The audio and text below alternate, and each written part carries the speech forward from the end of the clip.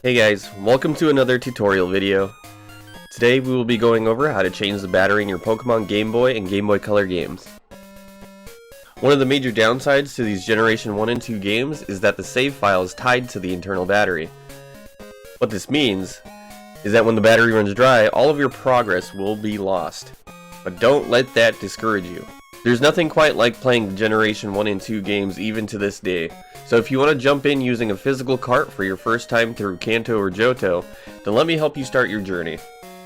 First, if you are buying used, even if the seller says there's a new battery, you may not know how long ago they changed it. It's always worth it to replace the battery yourself in order to ensure the longevity of your save file.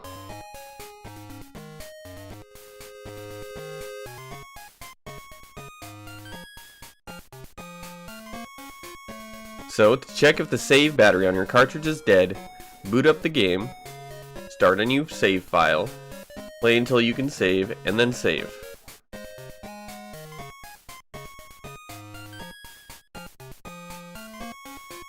Then, turn the system off, and then back on. Make sure not to soft reset, but turn the Game Boy itself on and off. In testing, I realized the save will remain on the file if using the AB Start Select Soft Reset input.